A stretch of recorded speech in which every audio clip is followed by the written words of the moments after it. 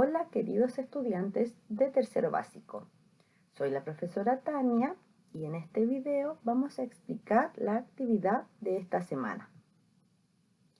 Esta clase es la número 11 y tiene como objetivo reconocer cómo las personas elaboran distintas estrategias para adaptarse a la diversidad de los paisajes que habitan.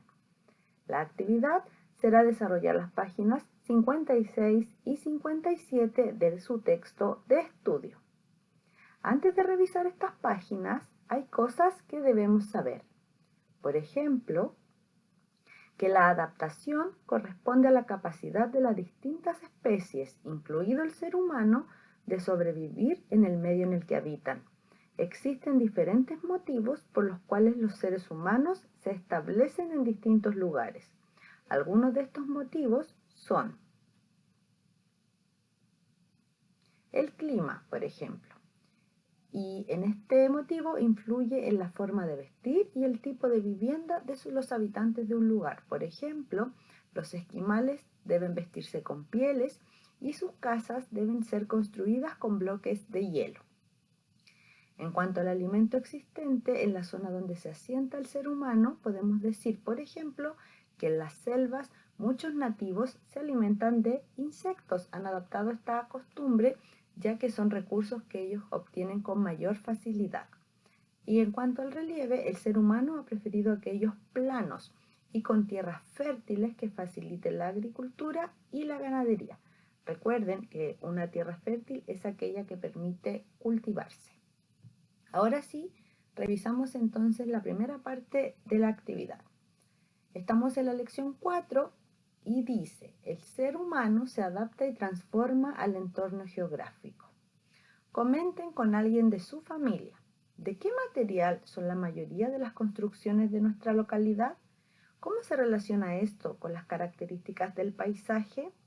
Acá deben comenzar a observar el entorno y ver de qué están construidas las casas del lugar donde ustedes viven o de nuestra ciudad y por qué se utilizan esos materiales y esto se relaciona con las características del paisaje como el clima, por ejemplo.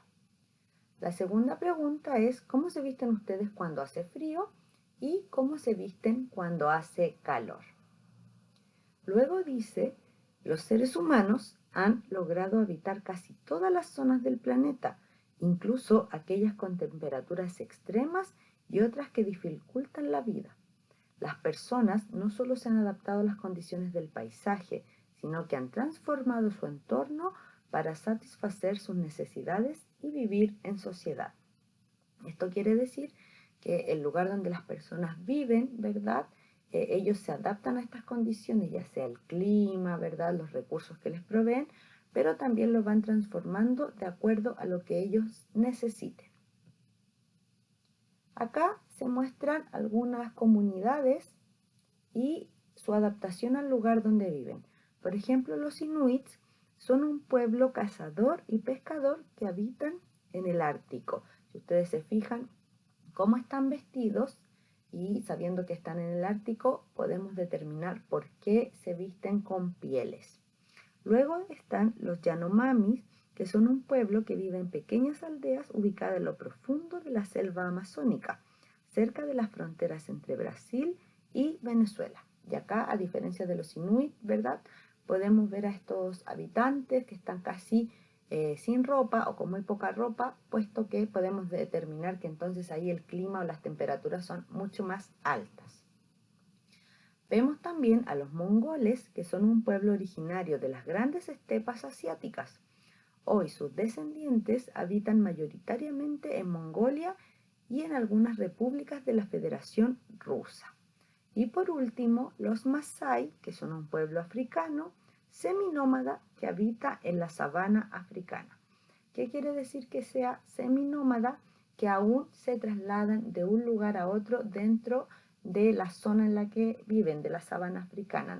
No permanecen siempre en el mismo lugar, sino que se van moviendo dentro de este territorio para buscar su alimento o acomodarse o adaptarse a lo que les ofrece su entorno.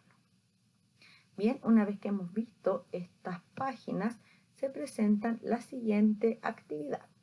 Dice, escojan uno de los 4 pueblos de estas páginas y elaboren una presentación digital sobre cómo el pueblo se adaptó y transformó el medio. En esta actividad no es necesario hacer la presentación digital, pueden hacerla en el cuaderno.